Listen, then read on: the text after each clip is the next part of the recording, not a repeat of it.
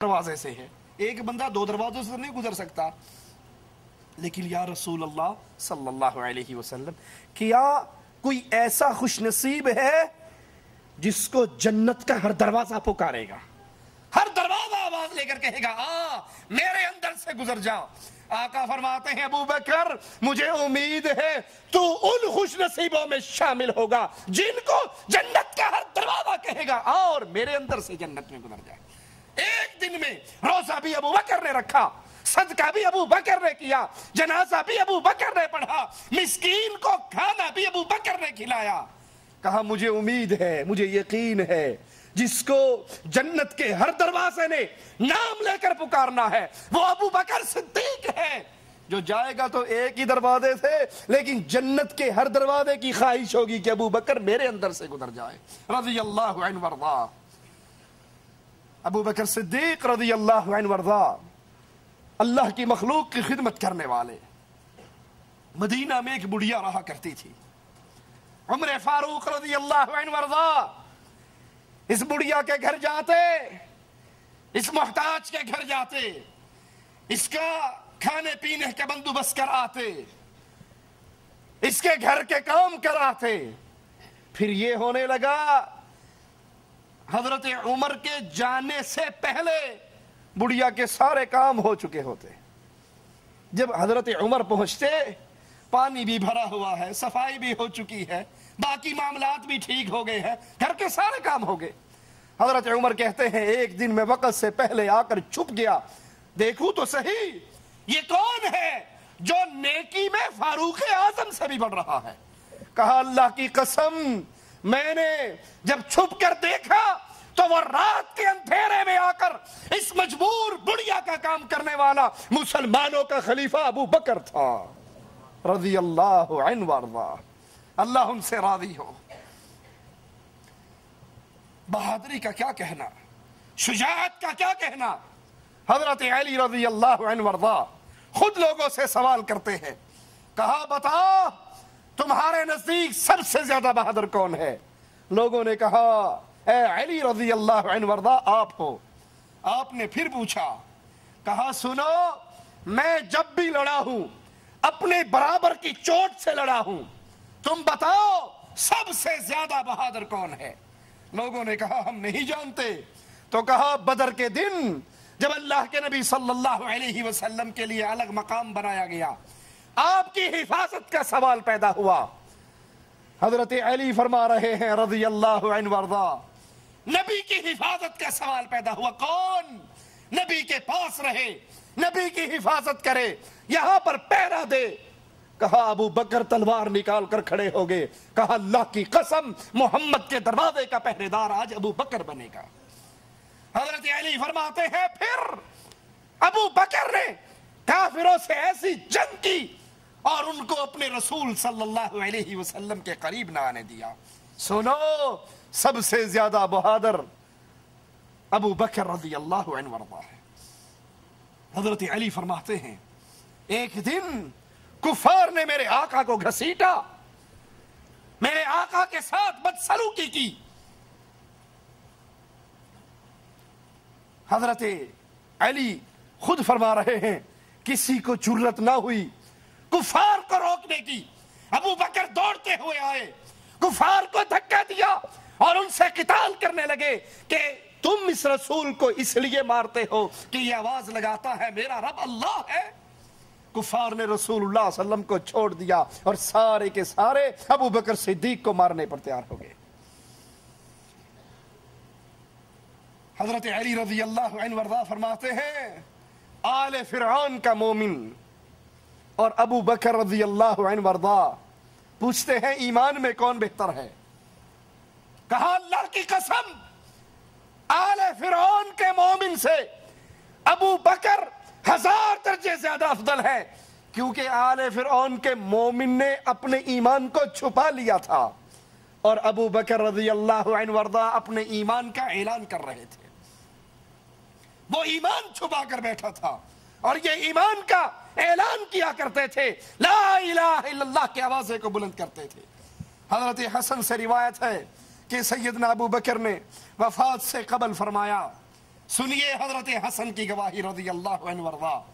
وفات کے قریب امیر المؤمنین خلیفۃ الرسول ابو بکر صدیق رضی اللہ عنہ وارضا فرما رہے ہیں، لوگو یہ اونٹنی جس کا دودھ ہم پیتے ہیں، یہ پیالہ جس میں ہم کھانا کھاتے ہیں، اور یہ چادر یہ عمر کو دے آؤ اور اس کو کہہ دو بطور خلیفہ یہ چیزیں میں نے بیت المال سے لی تھی اور آج مرنے سے پہلے بیت المال کو واپس لوٹا رہا ہوں.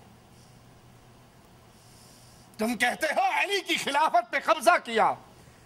ارے اگر اس نے قبضہ کیا اپنے لیے کیا بنایا؟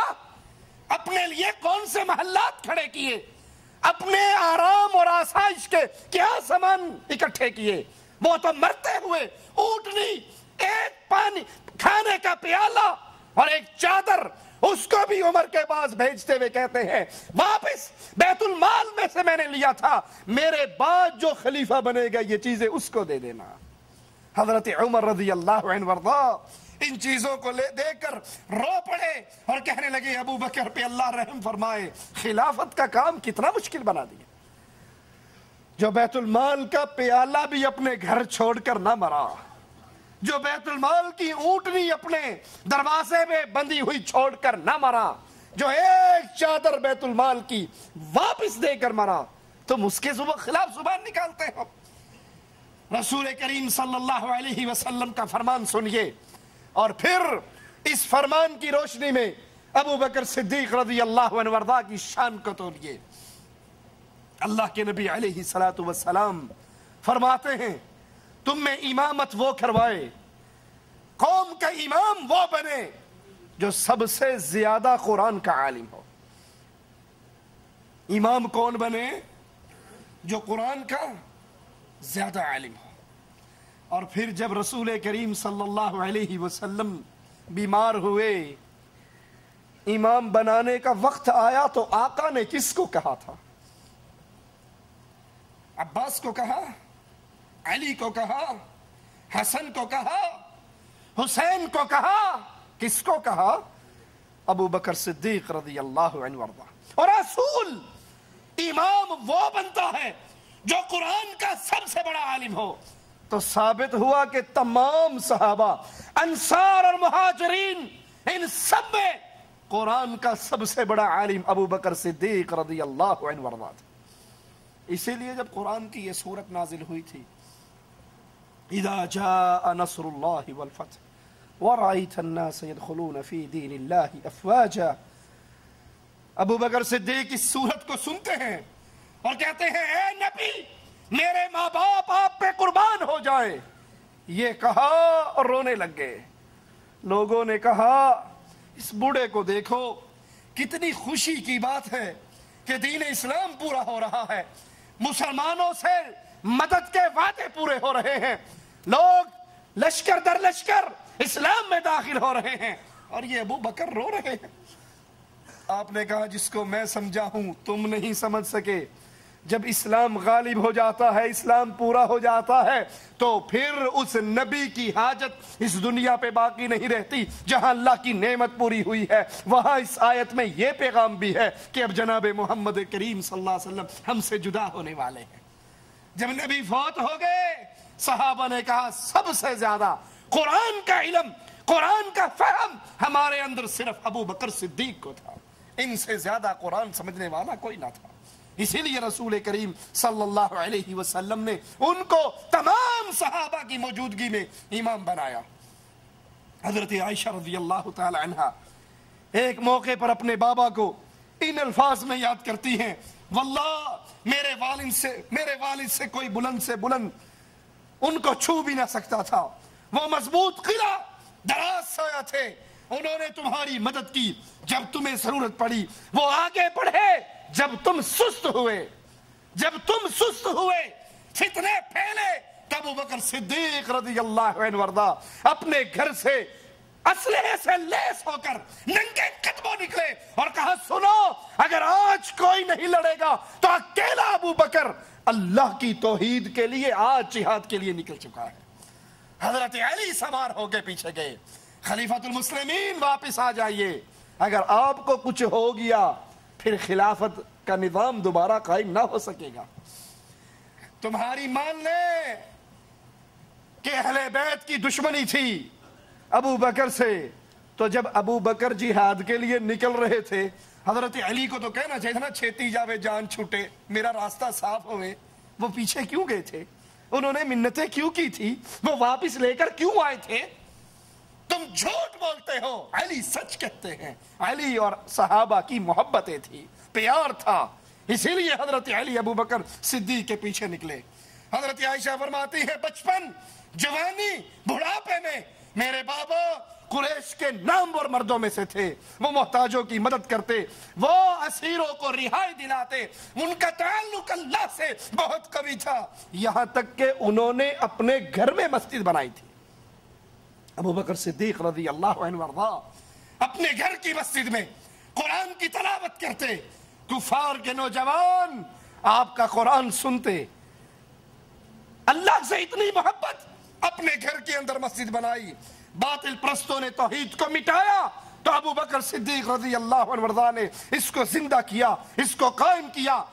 عائشہ فرماتی ہے میرے بابا کا ایمان کفار پہ بہت بھاری تھا، قریش نے ان کی طرف کمانیں کھڑی کی، اپنے تیر سوتے، انہوں نے سارے حربے استعمال کر لیے، لیکن میرے بابا کو دین اسلام کی تبلیغ سے باز نہ کر سکے۔ اور اللہ میرے بابا سے اتنا راضی ہوا کہ اللہ نے اپنے رسول پہ خرچ کرنے کے لیے ابو بکر کے مال کو پسند کیا۔